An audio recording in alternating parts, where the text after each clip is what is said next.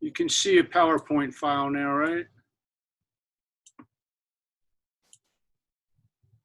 Yes. Okay, great. Hi, everybody. I wish we were here in person, but this will have to do. I was asked to talk a little bit about opening a research lab, so I'll share what was done at NC State, what I think could have been done a little better, and some things that I think apply globally. So we'll talk about the schedule, building recommissioning, safety protocols, and my sense of how it's working. Like many schools, we were given probably just a couple of days notice to seesaw lab activity sometime in mid-March. And then we had an announcement that we could resume limited activity on May 18th, and I'll spend a lot of time talking about that. Between March and May, it was possible to apply for an exception, but I need to finish my PhD was not an acceptable exception. The only research that occurred between March and May were some COVID-related 19 activities. We had some NSF rapids. We had a lab in mechanical engineering that started producing face masks. I think they were making, I forget, maybe 30 or 40 a day. And we had a lab in the biotechnology center that started making hand sanitizer. And the only other activity, people were allowed to go in to maintain cultures and animal maintenance. Phase 1, which we'll spend the most time on, started on May 18th, which actually became May 25th to June 1st, as I'll explain.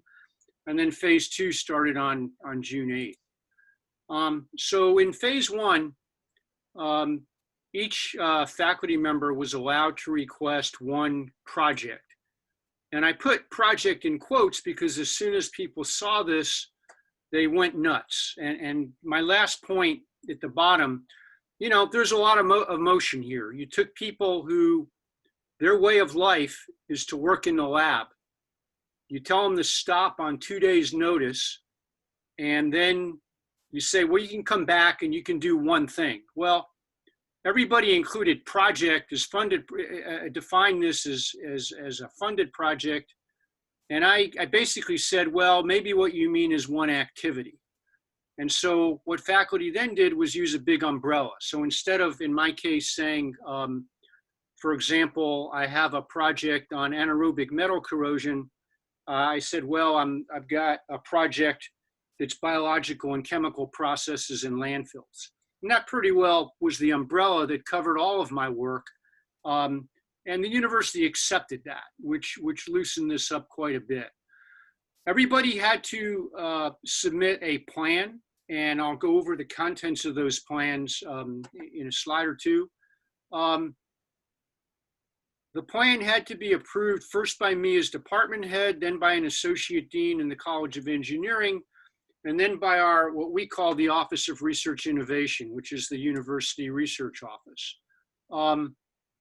I found it to be unnecessarily bureaucratic. They got really hung up on, we're going to allow so many people per square feet, per square foot. And then you had multiple offices calculating how many square feet were each lab, and then how many students. And I felt like the process really bogged down. And really the problem was at the last minute, this university-wide office said they had to be involved. As opposed to delegating it to the colleges. And as I say, you know, a lot of emotions, a lot of people very, very anxious to get back in the lab that caused probably more heartache than there needed to be if people were calmer. In terms of contents, the contents of the phase 1 plan, I'm not going to read everything. Critical nature, justification. You had to identify their personnel, and the Human Resources Office said that everybody working in a lab had to be declared as a mandatory employee. This included, of course, all graduate students. Up until sometime in May, everybody that was mandatory, the hours they spent on campus, they had to be paid time and a half. That program expired before graduate students were allowed into the lab. So we didn't have to deal with the time and a half, and declaring somebody mandatory was a simple Google form that went fast. But there were no undergrads allowed in the lab, which means that we had a lot of students lined up for various REU activities, and those students all had to, the offers had to be rescinded unless they were doing computational work. Of course, a major part of the plan content was PPE, and that included both sanitation and a distancing plan, as well as personal protective equipment. Every lab was responsible for supplying their own. So all of a sudden, you had every lab trying to find masks. Yes, there were instructions for making masks. Some did. Meanwhile, EHS, which is our Environmental Health and Safety Group, somewhere in there, they made an order for 1 million masks, which arrived, and they had a process for supplying labs, but again, it was a little bit bureaucratic, and it wasn't obvious, so there was a little bit of chaos in making sure every lab had PPE. Again, we had a lab on campus making hand sanitizer, but go to the hardware store and try to buy spray bottles and tell me what happens. And then our mechanical engineering group made face shields. The original criterion for capacity was 250 square foot of lab space per person, but that applied to 35% of the lab. So in essence, it was 750 square feet per person, which was a lot. For a big lab, it meant 2, maybe 3 people. We did a lot of shift work to manage this. Most labs had a Google Calendar, so students could sign up, or through one person that was coordinating the calendar, sign up. I was a strong advocate to just let the students work with each other. They're taking this seriously, and they will do things to avoid each other. But that immediately got into issues, well, working alone, I want to work until 11 o'clock at night, public safety. On our campus, I actually interacted with our public safety group, and they said that they would escort students to their cars between 10 p.m. and 4 a.m. So I made a rule that nobody stops work between 8:30 p.m. and 10 p.m. It's dark, the campus is deserted, and I personally just didn't want people walking out alone. That wasn't a university rule, but I think some others adopted it. We were asked to submit the schedule for each worker, which of course was never regular. And the other thing I did is I asked each faculty member under additional information to document what they are not requesting. So if somebody had 6 RAs and was asking for permission for 2, I wanted them to document that they were not asking for permission for the other 4. And my point here was just to show that we were taking it seriously and picking our highest priority activity to start with. What I didn't want and what I was concerned with is we'd go to the college, they'd approve it, we'd go to the university, they'd reject it, it would cycle back and we'd lose a week or 2. And again, I think it worked well. Other things that were necessary, if you had to say a shift from 8 to noon and a shift from noon to 4, what that really means is 8 to 11:30, and then you're spending however long it takes to disinfect, wiping down common instruments, tools, common surfaces, etc. So that's in everybody's plan. I put signs on every bathroom to convert them to single occupancy. We dedicated an up stairway and a down stairway so that so that people would not intersect each other on stairways. We put a sign on the elevator. I mentioned the working alone and safety, and that was really lab specific, but any place where there was a chance of an injury, whether it's heavy equipment or chemicals, if there could only be one person in the lab, then there had to be somebody in an adjacent lab. There was some discussion of putting remote cameras in, which I didn't ban. If people want to do that, it's fine. But then you get into privacy issues and also maintenance issues. Just, it's one more thing to make sure it's working. Students were not and are still not allowed to use their offices. There was some discussion of a need to prioritize junior faculty. In other words, were all the full professors gonna jump on this and say, I gotta go first? And that really wasn't an issue. I had 18 plans in my department, and there wasn't any issue of people with bigger programs trying to jump ahead of others. If anything, I had a couple senior faculty where I had to say, hey, why haven't you asked yet? And they said, well, I wanted to make sure everyone else was taken care of first. In terms of lessons, one size does not fit all. And I tried really hard to impress this upon the dean's office, and eventually the college, the university just didn't get it. And, you know, in our department, we've got a lot of shared labs with multiple PIs. In other programs on our campus, we have labs where it's just one person. We have a structures lab where half the work is outside. We've got, you know, just a myriad of different situations. And I worked really hard to make the rules flexible enough so we didn't get into a one-size-fit-all. My observation is I don't think anybody read the plans other than the student number per square feet.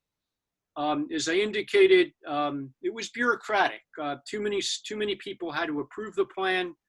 And I also observed that I think the students took the plans very seriously. And you know, the students, they want to protect themselves as well they should. And my sense is that's working well. I just cut and pasted 2 clauses from the plans because I thought they were important.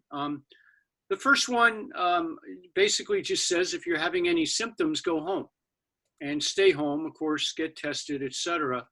And that's probably obvious, but the second one I thought was more important, maybe more unique, which is you can be safe in the lab, but if you're not safe outside the lab, then the lab's not going to be safe for others. So the labs have been empty for nearly two months. It's clean, and it's up to you through your behavior when you're not in the lab to make sure it stays clean. And I thought this was appropriate, and I think, again, it made an impression. I would say the thing that blindsided us was this issue of building recommissioning. So we get this announcement, just say May 15th, you can start putting in these plans in. And I had every reason to expect that everybody was going to work through the weekend. The plans would be in by Friday, everybody would work through the weekend, they'd be approved Monday at the latest. And I was, monitoring email all weekend expecting this, and nothing happened. And then sometime midweek, well, we have to recommission every building, which meant flushing the water systems, checking the air handling, making sure that we were getting as much fresh air, clean air into every building as possible. Some of our buildings are 50 years old, and the HVAC does not work great. Others are new and it works better. So then literally every day our facilities group was informing our research group of which buildings were okay to occupy, but there was no communication. And this process, in some cases, took close to 2 weeks, depending on how high a priority the building was and what problems they did or did not find. And so I felt kind of blindsided by this. Maybe others did. I have no question that facilities was working as hard as they could, but it added to the frustration. The other thing I did is before we opened, our lab managers were mandatory. I said, look, if an instrument hasn't been turned on for 2 months, go turn it on, make sure it's working so that we don't waste precious time on our shifts once people are in to troubleshoot instruments. And that's something else I forgot to write. Even when you were approved, you were only approved for 20 hours a week. Nobody's allowed to work more than 20 hours a week in the lab, which of course in the summer is a challenge. But anyway, this was something the checking instrumentation was just to try to save downtime once people were in the lab. Phase 2, same as phase 1, but the space requirement went from roughly 750 square feet to 200 square feet per person, and faculty could apply for additional projects. I would say at this point, we're probably running at 50% capacity as of maybe a week or week and a half ago. And I don't know when, I'm not clear whether there's going to be a phase 3 or whether they're just going to say go back to normal. And frankly, I'm not sure anybody knows because the situation is so dynamic. My sense is the protocols are working. I said some labs, and I should have maybe said some departments, set up QR codes so that everybody entering any lab had to scan their phone, and so that their entry and exit could be tracked. And the goal here was, 1, to enforce the capacity limits, and 2, if we got into a contract tracing situation, it would be helpful. I did not try to implement this. I did not personally want to be in an enforcement role. I emphasized that the rules were serious, that everybody needed to abide by the rules, that there could be inspections. But to be honest, as I'm sure all of you are experiencing, my days are very, very full with other issues, some COVID-19 related, some related to trying to move to a new building, plus all the other things we're supposed to get done in the summer. And I just kind of refuse to put myself in a police role here. I know in other departments, department heads were spending a couple hours a day on this, but not having problems. So personal decision, but so far it's worked well. And with that, if there are questions or if people have other suggestions for best practices, it's certainly a great time to share. Great, thank you. So if anybody has any questions or comments, feel free to post them. We've got plenty of time, so we should be able to have a pretty open discussion on this topic.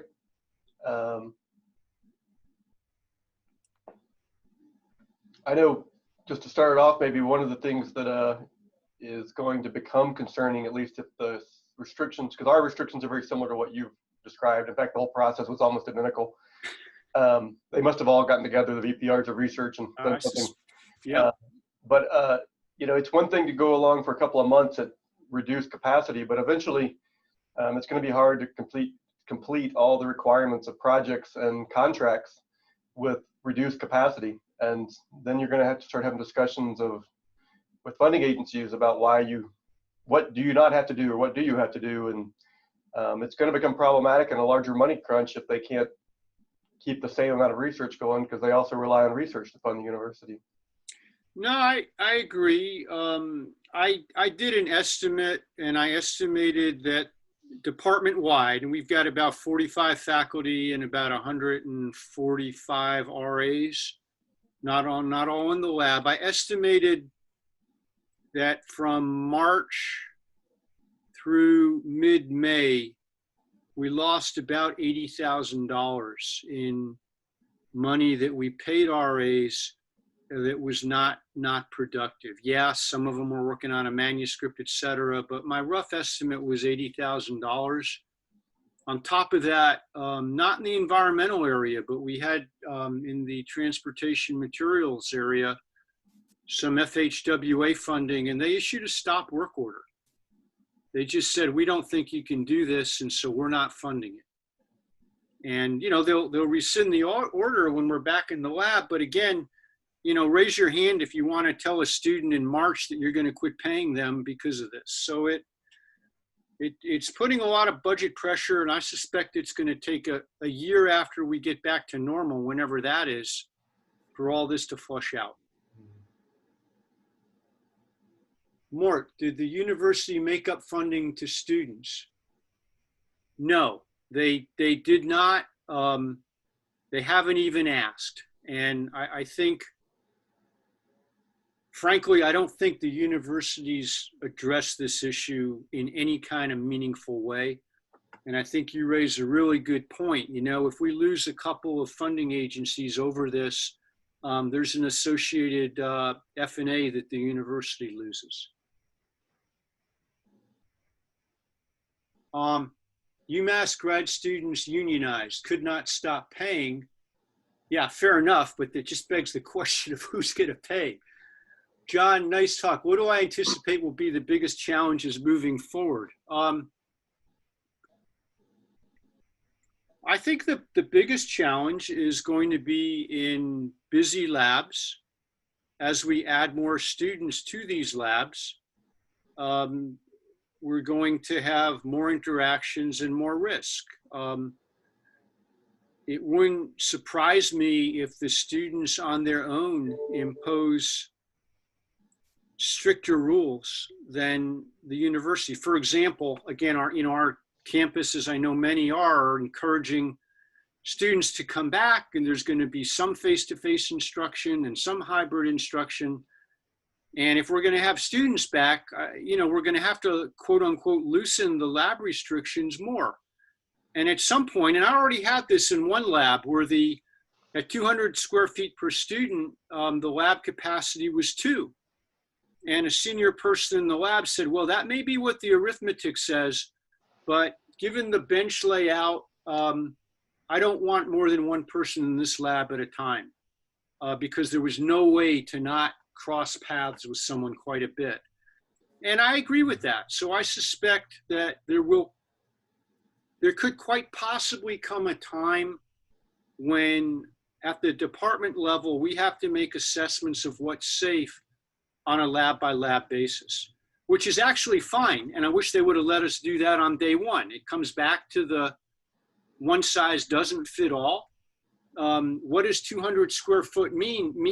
What does 200 square feet mean if 40% of it is a lab bench in one lab and an open area in another lab? So I think it just further exemplifies the one size doesn't fit all, and we need to look at it carefully on a lab by lab basis.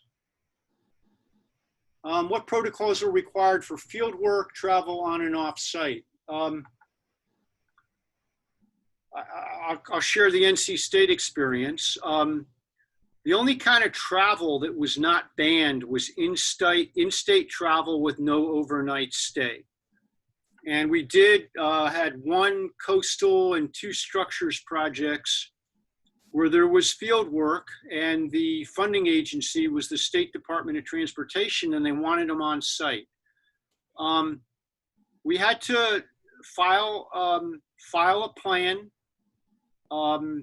The plans were approved, and they really, same thing, PPE, physical distancing.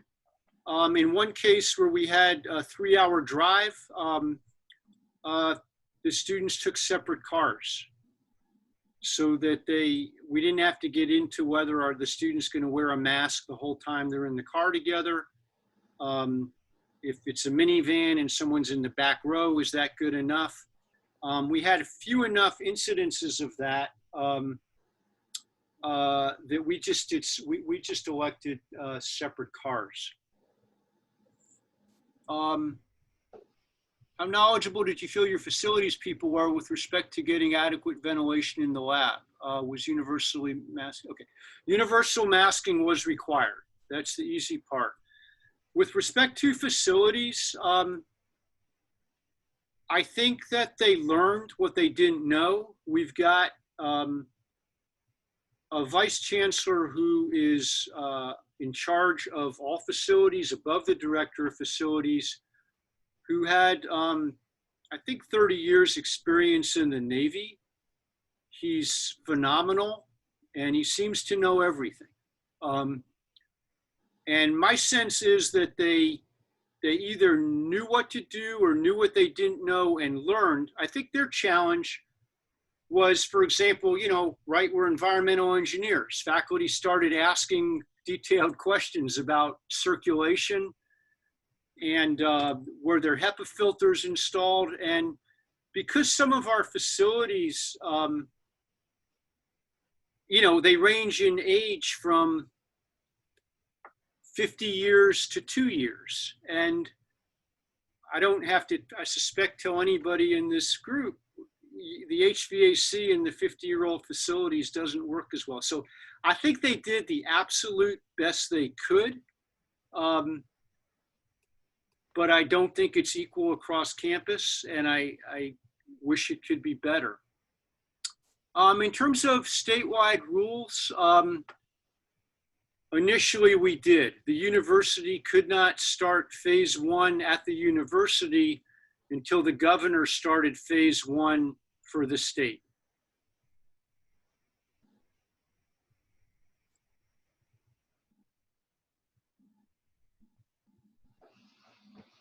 Well, we've still got about 10 minutes before we need to move on. Does anybody else have any other comments they want to share?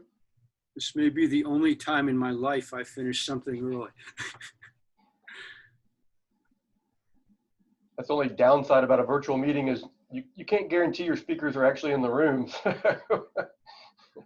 Fair enough. I mean, if anybody did anything better or different, I'd love to hear it, because we're all learning. I'm curious, is anybody open without any constraints at this point? John T. had a question. If I can make a comment, Bill? Or, yeah.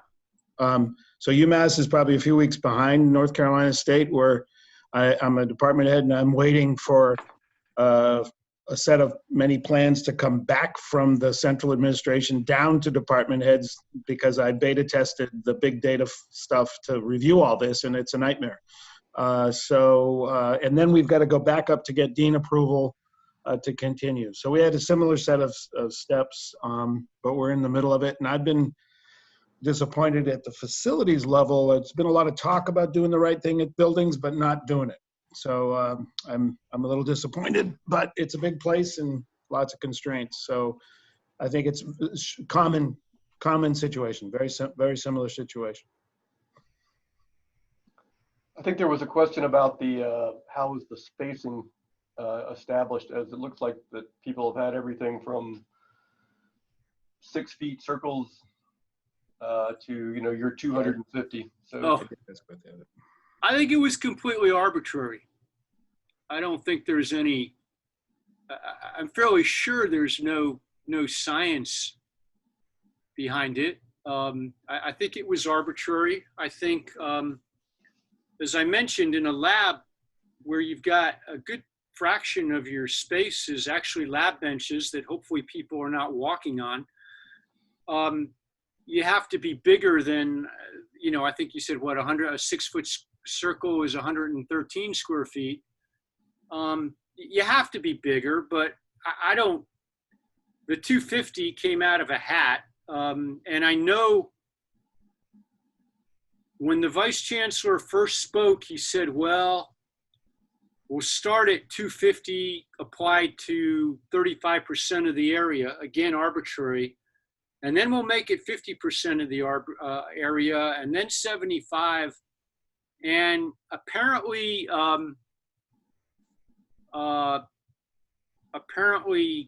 there was a lot of pushback. And then I was very surprised we went to the 250 square foot without any other topics. No, John. John asked if there was any CFD modeling, and there was not, which is probably a good thing. I will observe, we've all got faculty with expertise in fluid dynamics and risk assessment, and we're getting all kinds of input. Then there's an off-topic question about how do faculty feel about face-to-face teaching and reservations among grad students. So with respect to grad students, we made it clear if they were uncomfortable coming back to say so. And nobody should have been forced back into the lab. My sense is they were very anxious to be back in the lab, with the exception of a student with an underlying health condition. And there, as I think is obvious, you need to set up a protocol so that somebody doesn't have to declare their underlying health situation to 30 people. There needs to be a private mechanism for that. In terms of faculty and face-to-face teaching, there's a huge divide. Some are uncomfortable because of their anxiety level. Some are uncomfortable either because they're in a high-risk group, either age, diabetes, blood pressure, or a spouse with some condition or life partner with some condition. So there's a real divide, and there's a lot of angst over this issue. In fact, I have a meeting, the dean is now looking at our class scheduling. I have a meeting tomorrow to go over who's comfortable in the classroom and who's not, because they're calculating what percentage of the students are going to get some face-to-face exposure. I'm extremely concerned about this issue, and I think that faculty are continuing to get more and more concerned. To the university's credit, to date, I don't feel like there's been any pressure. There's been public statements that if you can't or you're uncomfortable, say so. But when the final numbers come in of how many students are going to see either face-to-face or hybrid, meaning face-to-face at least some percentage of the time, I think there's going to be a lot of angst. And I know factually that the president of the state Senate shared his opinion of the matter with our chancellor. And it didn't get into who's uncomfortable. So I think the worst is yet to come. I hope I'm wrong. All right. Well, with that, we're just a few minutes ahead, but that's probably good. So I'll move on. I see Joe's there. So let me introduce our next speaker. The next topic is how to maintain graduate student postdoc faculty productivity with reduced lab activities. And our speaker is Joe Hughes. Joe received his PhD and MS degree from the University of Iowa and his BA from Cornell. He currently holds the position of university's Distinguished Professor of Engineering at Drexel.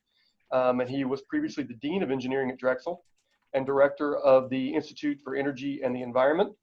And prior to his appointment at Drexel, he served as at Georgia Tech as the Chair of Civil and Environmental Engineering. And at Rice, he served at all academic ranks, including Department Chair. Joe, thanks a lot for agreeing to talk.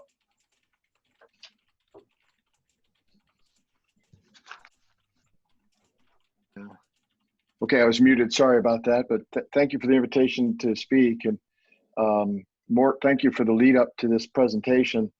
When you commented that frustration, maybe more frustration is probably ahead, that was part of what I was thinking about when I was preparing the presentation, thinking about concerns on maintaining